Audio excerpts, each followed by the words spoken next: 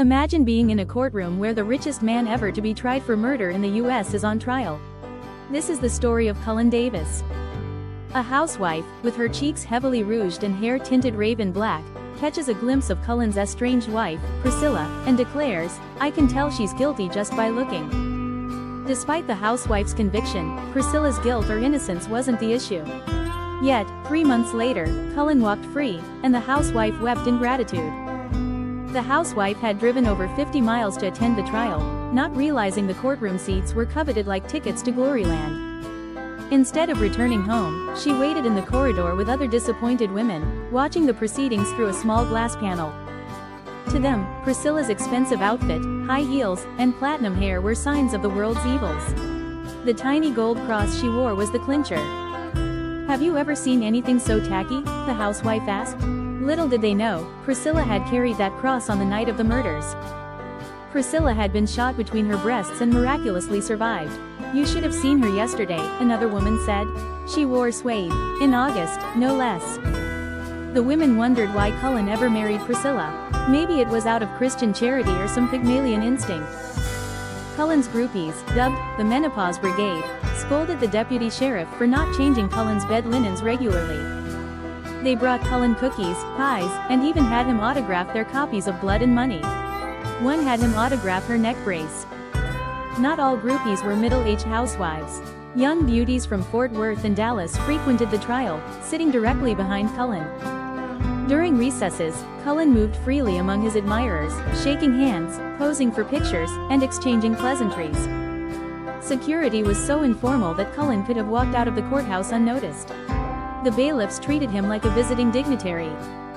Cullen had his own telephone installed in the judge's waiting room and conducted high-level corporate affairs during recesses.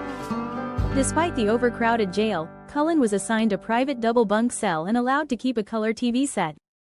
Each afternoon, Cullen drove across town with Deputy Al Cross to see his chiropractor, earning the jail the nickname, Cullen Hilton. The nature of the crime was chilling. Cullen wasn't on trial for shooting his wife and her lover but for the execution of his 12-year-old stepdaughter, Andrea Wilburn. 3 eyewitnesses placed Cullen at the scene, yet the housewives adored him, seeing him as someone above the struggling masses. The jury, mostly Priscilla's peers, saw her wealth as a trust she had betrayed. Amarillo, a prosecution town, proved to be a disastrous choice for the trial. Amarillo, with its foundation in cattle, oil, and natural gas, felt like the capital of another state, closer to Oklahoma City than Austin. Stanley Marsh III, a local eccentric, saw the trial as an opportunity for his stunts. He once appeared at a society wedding with an Italian dwarf dressed like Aunt Jemima. Judge George E. Dowlin, known for his sense of humor, took the case, maintaining perspective even under the threat of violence. Freddie Thompson, a genuine working cowboy, was sequestered for the trial. He had a 12-year-old daughter, making the case personal for him. The jury, a mix of everyday people, faced a test of endurance. They were people who had been stomped every way but flat. The prosecution's case was circumstantial, relying on Priscilla's testimony and expert evidence linking the murders to the same .38 pistol.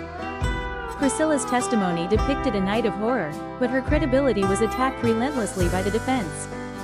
Racehorse Haynes, Cullen's attorney, painted Priscilla as a woman who had crawled through every slimy pond in Fort Worth. The jury didn't believe Priscilla beyond a reasonable doubt. They saw Cullen as a well-bred establishment figure being framed. Cullen's alibi, provided by his girlfriend Karen Master, was shaky. Yet, the jury found reasonable doubt in Cullen's guilt. Cullen's victory party was a sight to behold, with hugging, kissing, and toasting. Racehorse Haynes celebrated like a rookie who had just won the game. In the end, Priscilla was left alone, reflecting on the cost of the trial.